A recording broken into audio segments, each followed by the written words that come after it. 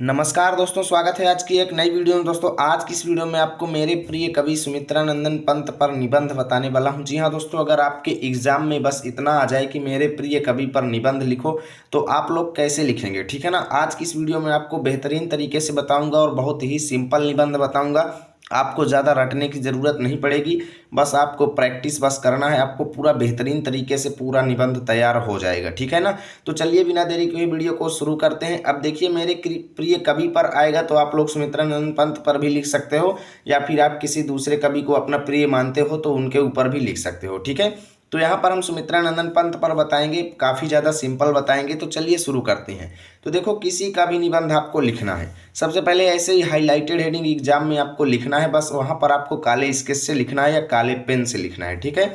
उसके बाद रूपरेखा हेडिंग आपको पहली डालना है। रूपरेखा हेडिंग के अंतर्गत पहली हेडिंग आपकी प्रस्तावना रहेगी, ध्यान दीजिएगा, ठीक है ना। पहली हेडिंग आपकी क्या रहेगी? प्रस्तावना रहेगी। उसके बाद दूसरी हेडिंग आप लोगों की रहेगी सुमित्रानंद पंत का परिचय, ठीक है। तीसरी हेडिंग आप लोग लिखेंगे प्रमुख रचनाएं, ठीक है, प्रमुख रचनाएं। और चौथी हेडिंग रहेगी प्रमुख काव्यगत विशेषताएं। और पांचवी हेडिंग रहेगी उपसंहार, ठीक है। अब यहाँ पर अलग अलग हेडिंग्स डाल करके उसमें हम आराम से थोड़ा बहुत लिखेंगे, ठीक है ना। जैसे पहली हेडिंग हमने डाल दिया प्रस्तावना, और इसमें लिखेंगे कि हिंदी काव्य को एक समग्र काव्य बनाने में अनेक कवियों ने अपना योगदान दिया, ठीक है। अपनी रचनाओं के द्वारा कवियों ने समाज के अंदर अपनी प्रतिभा को प्रकाशित किया है। आज हम प्रमुख कवि सुमित्रानंदन पंत के हिंदी काव्य में योगदान के बारे में तथा उनकी जीवन गाथा को जानेंगे, ठीक है। मुझे उनके द्वारा रचित रचनाएं बहुत ज़्यादा प्रेरणा देती हैं। आपको थोड़ा बहुत अपने से ऐड करके लिखना है, ठीक है, ध्यान दीजिएगा, क्योंकि यहाँ पर आपके मन की बात पूछी गई है। मेरे प्रिय कवि यानी आपके प्रिय कवि कौन है उनके बारे में पूछा गया है, तो आपको ज़्यादातर खुद से रिलेट करके यहाँ पर लिखना होगा, ठीक है। अब अगली हेडिंग आप लोग डाल देंगे सुमित्रानंदन पंत का परिचय। इसमें लिखेंगे कि सुमित्रानंदन पंत का जन्म अल्मोड़ा जिले के कौसानी ग्राम में हुआ था।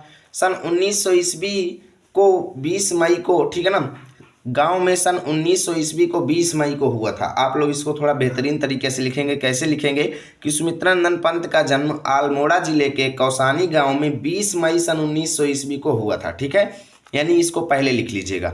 इनके पिता का नाम पंडित गंगादत्त एवं माता का नाम सरस्वती था। कविता लिखने का शौक पंत जी को बचपन से ही था।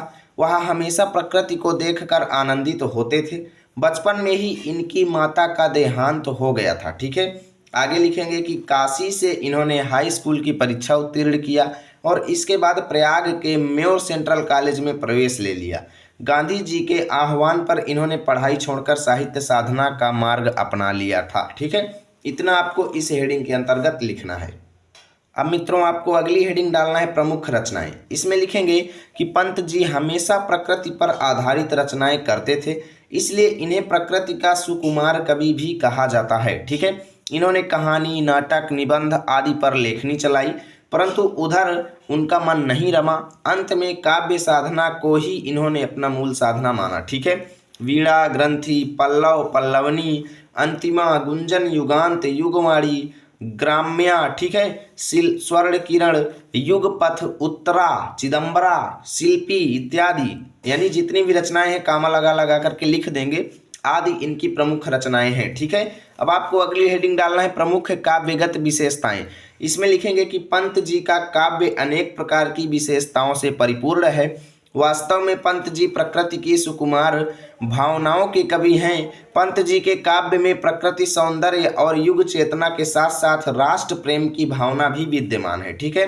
कवि को देश से स्वाभाविक प्रेम था। पंत जी की भाषा शुद्ध साहित्यिक खड़ी बोली है। इनके काव्य में श्रृंगार रस और करुण रस की भरपूर मात्रा में प्रयोग हुआ है, ठीक है। उपमा, रूपक, उत्प्रेक्षा आदि अलंकार को इन्होंने विशेष प्राथमिकता दिया है। उसके अतिरिक्त यानी इसके अतिरिक्त अनुप्रास, संदेह आदि अलंकारों का भी प्रयोग यहाँ पर किया गया है या प्रयोग नजर आता है, ठीक है। अब यहाँ पर देखो, आपको लास्ट हेडिंग डालना है उपसंहार।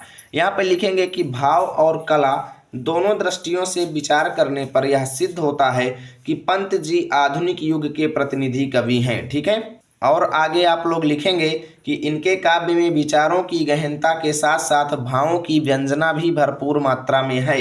उनके काव्य का नाद सौंदर्य अत्यंत ही सुंदर और आकर्षक है। इनके जीवन पर गांधी जी का विशेष प्रभाव पड़ा। पंत जी की विशेषताओं को देखकर हम कह सकते हैं कि वह एक विचारक, दार्शनिक और कुशल कवि थे। ठीक है, इतना आपको लिखना है निबंध। पूरे अंक आपको यानी 9 अंक का आपका निबंध बोर्ड एग्जाम में आएगा तो आपको पूरा मिलेगा, चाहे आप 10th में हैं या फिर 12th में हैं, क्योंकि यहाँ पर 3 पेज हो चुका है पूरा। ठीक है, इतना आपको लिखना है। और आप लोगों को इसकी पीडीएफ चाहिए तो टेलीग्राम पर जाना है, लर्न विथ आरपी लिखना है, हमारा चैनल आएगा, उसको ज्वाइन कर लीजिएगा। वहां पर आप लोगों को इसकी फ्री पीडीएफ मिल जाएगी। ठीक है, मिलेंगे आपके साथ अगले वीडियो में, तब तक के लिए जय हिंद, जय भारत।